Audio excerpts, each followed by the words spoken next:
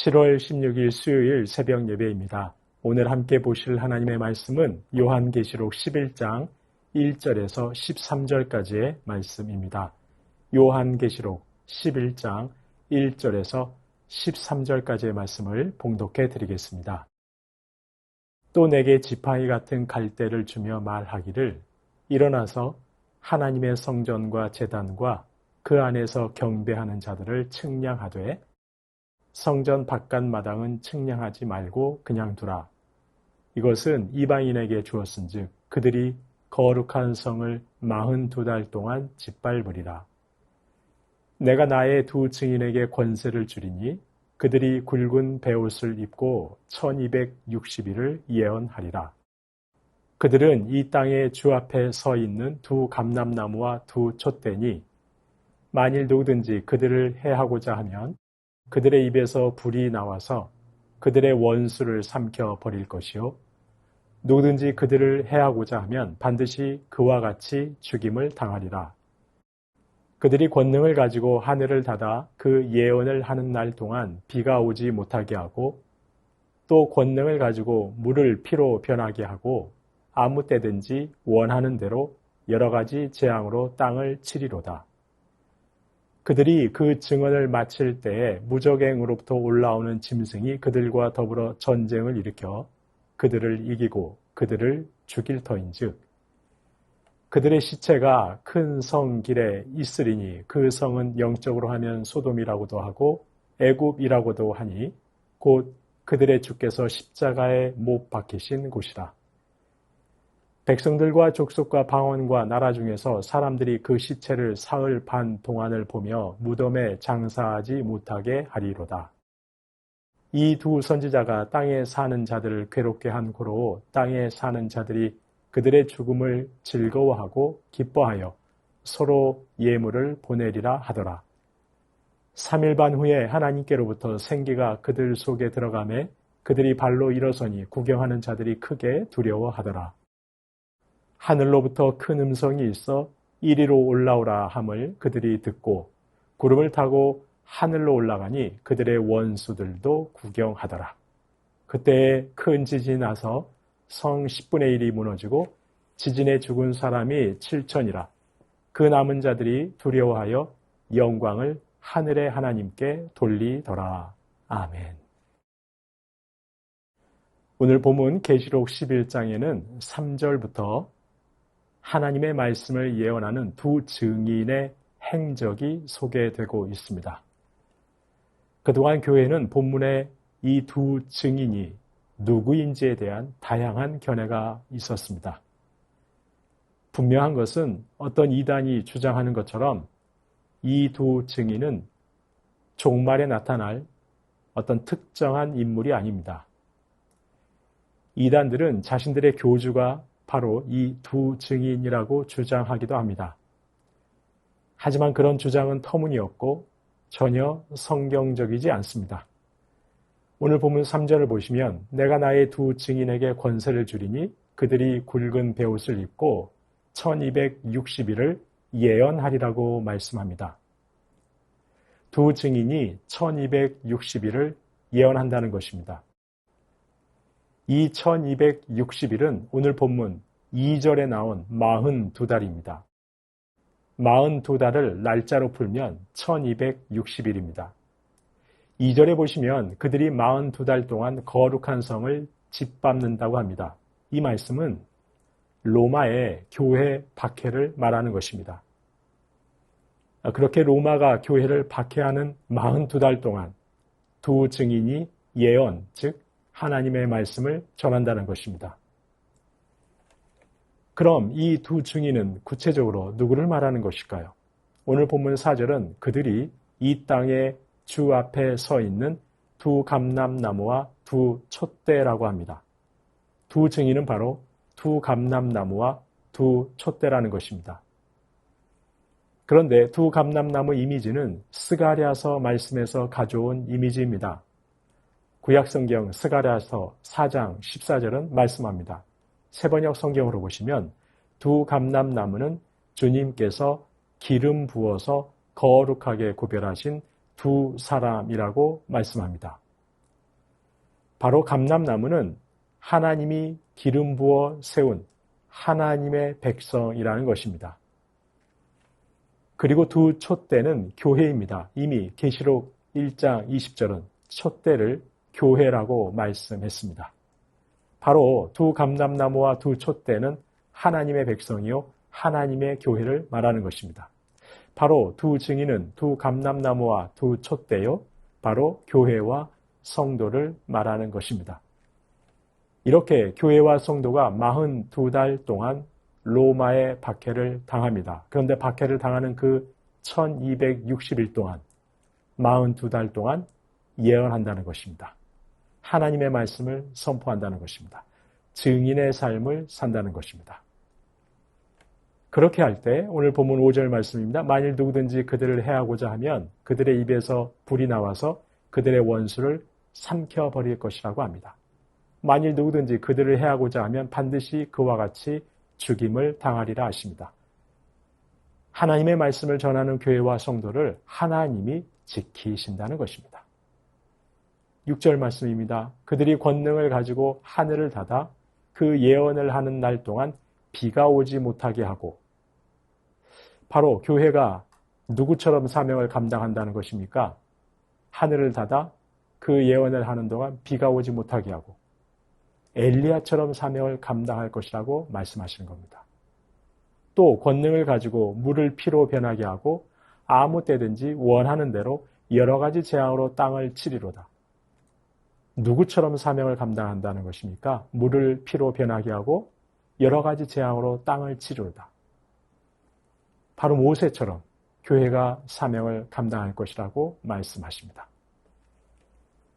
서슬퍼런 박해가 임하던 시절에도 교회는 사명을 감당하는데 하나님이 지켜주신다고 하십니다. 오늘 본문 1절을 보시면 하나님이 요한에게 지팡이 같은 갈대를 주시며 하나님의 성전과 제단과 그 안에서 경배하는 자들을 측량하라고 하십니다. 성전을 측량하라 하십니다. 이 성전 측량은 하나님의 보호와 하나님의 구원을 말하는 것입니다. 하나님이 교회를 보호하시겠다는 강력한 의지를 나타내신 것입니다. 바로 이렇게 하나님이 지키시니 교회는 박해와 핍박 중에도 말씀을 전하는 증인의 사명 감당해야 한다는 것입니다. 그렇습니다. 교회는 증인의 사명 감당해야 합니다.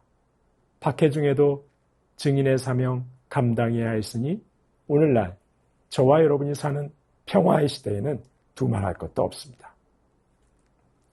영원할 것 같은 로마 제국을 향해 심판을 선언할 수 있어야 합니다. 영원할 것 같은 자본의 힘과 이 풍요의 세대를 향해 자본도 이 풍요도 영원하지 않다고, 오직 영원한 것은 하나님의 말씀뿐이라고 회개하고 하나님께 돌아오라고 선포할 수 있어야 합니다. 자본과 풍요가 아니라 하나님을 갈망해야 한다고 선포할 수 있어야 합니다. 그리스도의 증인된 사명 감당할 수 있어야 한다는 것입니다. 물론 이 증인의 삶은 십자가의 길입니다. 오늘 본문 7절입니다. 그들이 그 증언을 마칠 때 무적행으로부터 올라오는 짐승이 저 끝도 없이 떨어져가는 저 어두운 구덩이로부터 올라오는 짐승이 그들과 더불어 전쟁을 일으켜 그들을 이기고 바로 교회를 이기고 교회를 죽일 것입니다. 그런데 그들이 죽은 곳, 바로 교회가 죽은 곳은 오늘 본문 8절에서 보시는 것처럼 주께서 십자가에 못 박히신 곳입니다.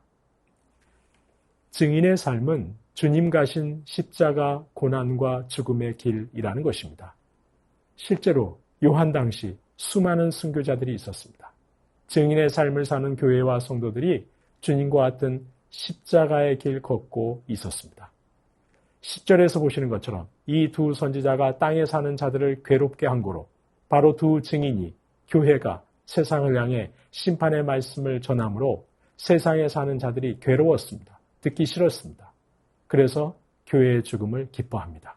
서로 예물을 보내면서까지 즐거워합니다. 하지만 결국은 하나님께서 이 두 증인을 어떻게 하십니까? 교회를 어떻게 하십니까? 오늘 본문 11절입니다. 3일 반 후에 하나님께로부터 생기가 그들 속에 들어갑니다. 그들이 발로 일어섭니다.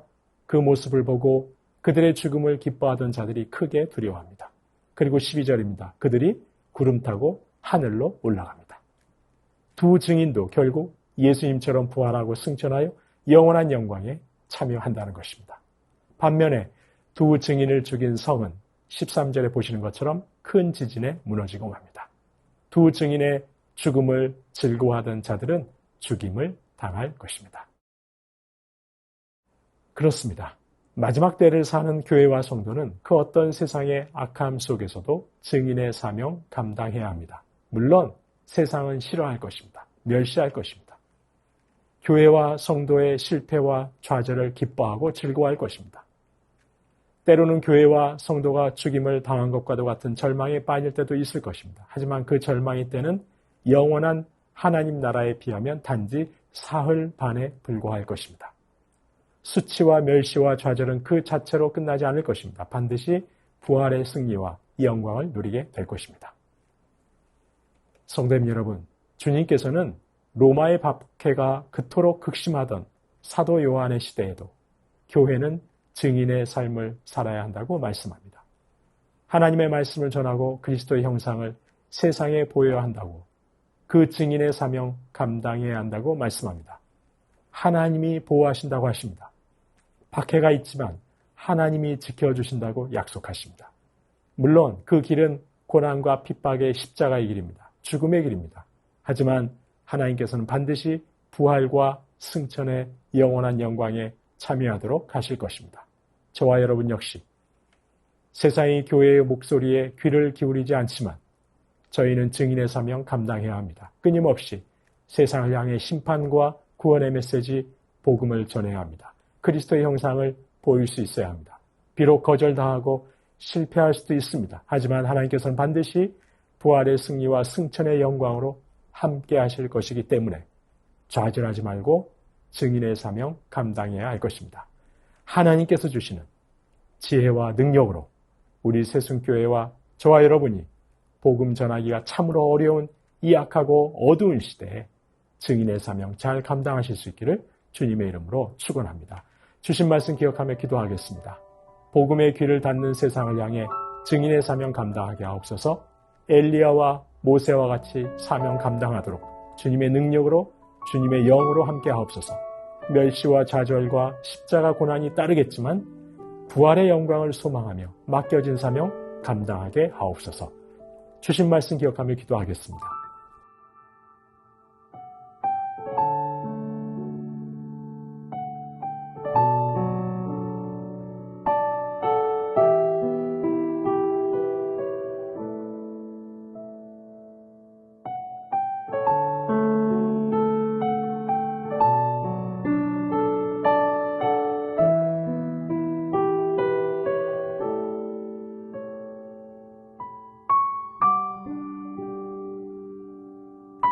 나라와 열방을 위해서 기도합니다. 이 나라와 열방에 세우신 교회마다 증인의 사명 감당하게 하옵소서.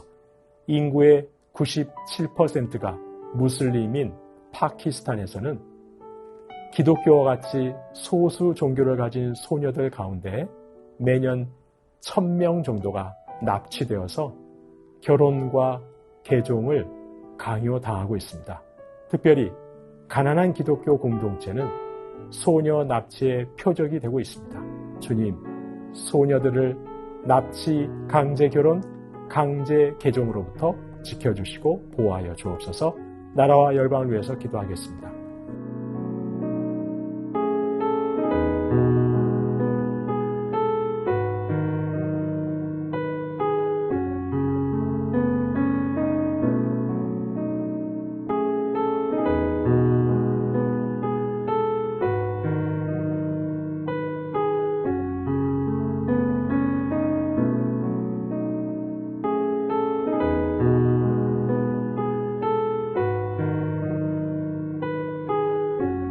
교회를 위해서 기도합니다. 다들 세상의 힘 의지하며 세속의 길로 향할 때 주님만이 나의 힘이심을 고백하며 주님의 샬롬 구현하는 교회 되게 하옵소서. 폭염 속에 시니어 어르신들과 온 성도들의 건강 지켜주옵소서. 내일부터 진행되는 대학 청년부 수련회를 통해서 말씀이 일상이 되는 청년들 되게 하옵소서. 다음 세대 여름 사역을 준비하는 신령마다 주님의 마음, 주님의 영으로 채워 주옵소서. 교회를 위해서 기도하겠습니다.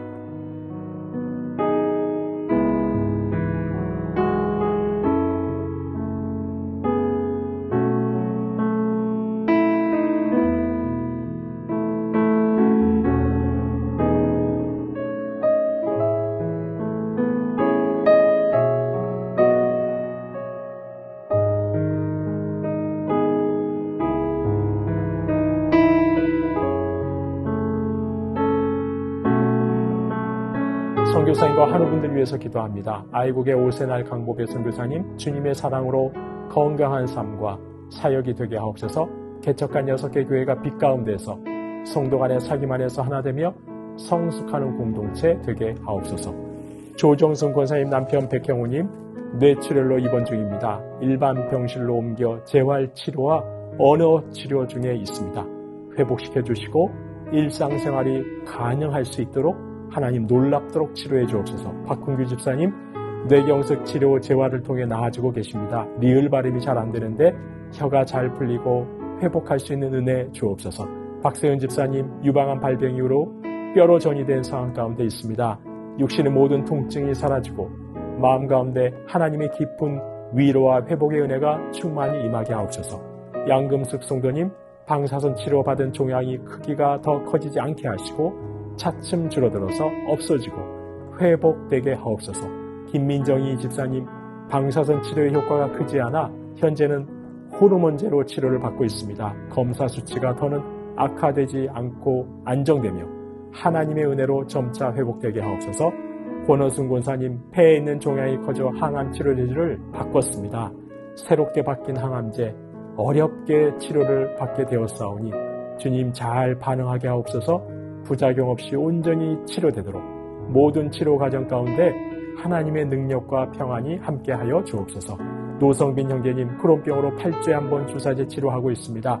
부작용 나타나지 않게 하시고 소장의 염증이 사라지게 하시고 체중 조절을 잘해서 건강 회복할 수 있도록 인도해 주옵소서. 이외에도 항암 중에 계신 분들, 수술받고 시술받고 회복 중에 계신 분들, 크고 작은 질병으로 투병 중에 계신 분들, 오랜 질병으로 투병 중에 계신 분들, 우리 하나님께서 오늘도 놀랍도록 치료해 주시도록 마지막으로 선교사님과 환우분들 위해서 함께 기도하시겠습니다.